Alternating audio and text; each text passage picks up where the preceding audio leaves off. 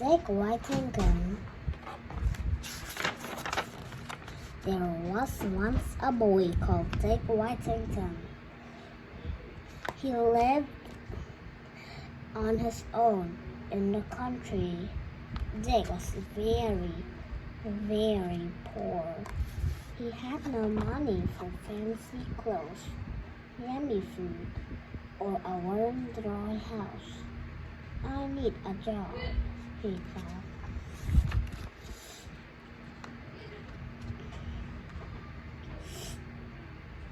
So she looked forward.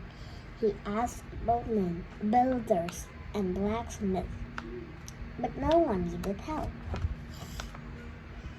One morning, Dick saw a farmer. Can you get me a job? He asked. Sorry, nothing here, lad. Why not try in London? Said the man. Dick knew London was a big city, many miles away. They say the streets are made of gold, said the farmer. Gold, thought Dick. I'd be rich. He thanked the farmer and set off at once.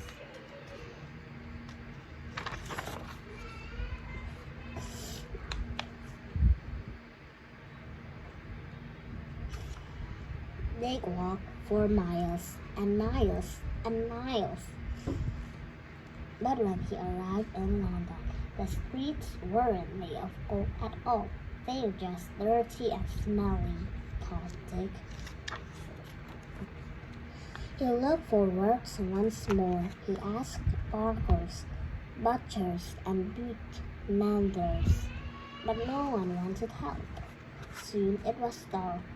Dick needed somewhere to spend the night. I will have to do. He curled up on the steps of a big house and fell asleep. Next morning, Dick woke to hear someone shouting in his ear. Get off these steps! A woman stood over him. Go away! She yelled. Before they could move, a man came out of the house. Go back to the kitchen, Mr. Curry. Are you all right, son? He asked. Come inside. They had never been in such a grand house before. It was full of beautiful things. Welcome to my house, said the man. My name is Mr. Whittington.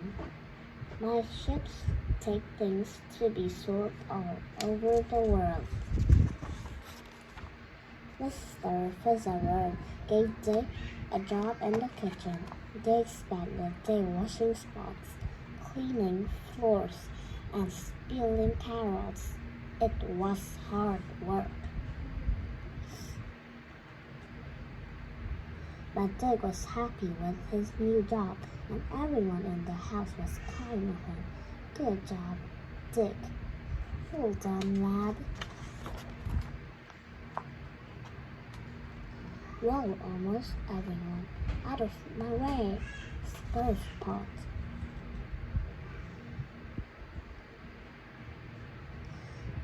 After his first day's work, Dick was taken to the very top of the house. You can sleep in the attic, Dick. The room was small, but Dick didn't mind. A bed of my own. Just as he began to fall asleep, he heard a loud squeak.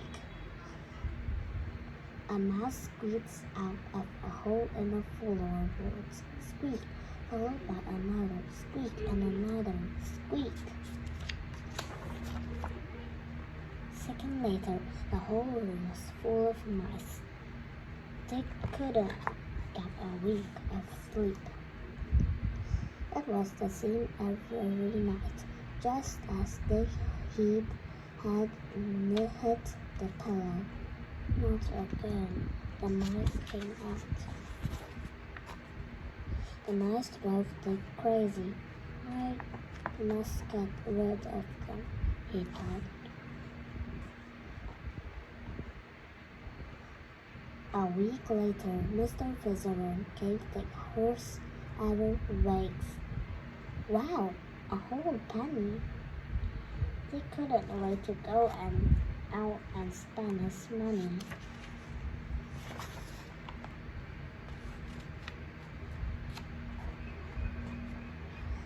That afternoon, he visited a big city mall. There were hundreds of stalls. They had never seen so many things for sale. I could be here for hours.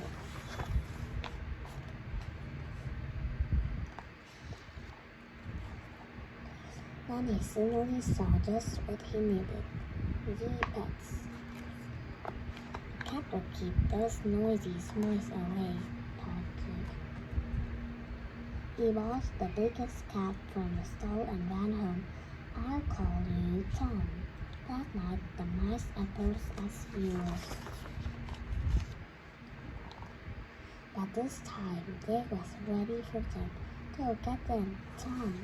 At last I can get a good night's sleep, thought Dick. Well done, Tom. Dick and his cat curled up and fell fast asleep. A few days later, Mr. President called his friends together.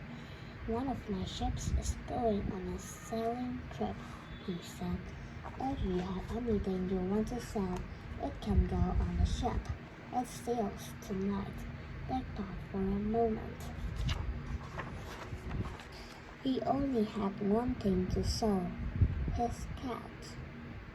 Maybe someone will give me 2 pennies for Tom, he thought. Dick put his cat on a cart that was going to Mr. Visitor's ship. That evening, Dick couldn't sleep.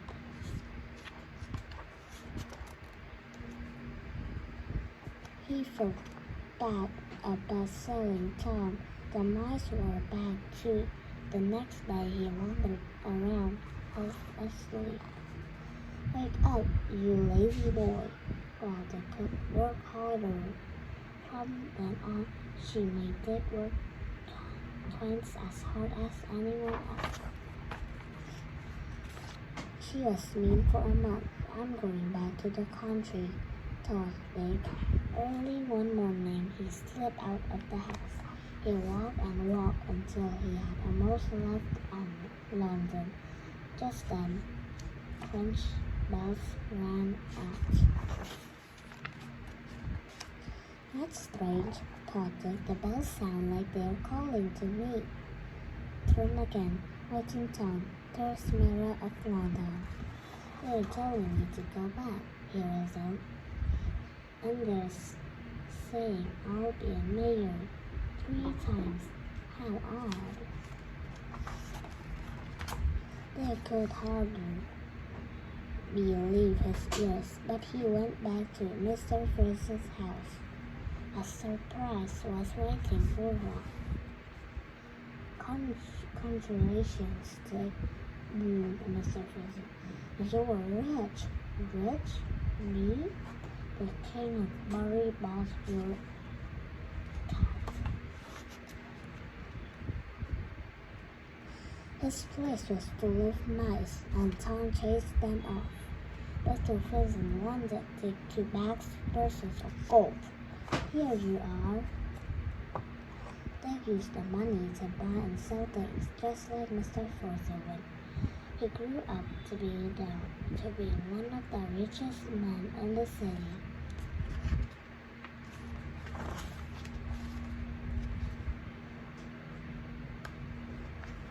What's more, the Wells were right.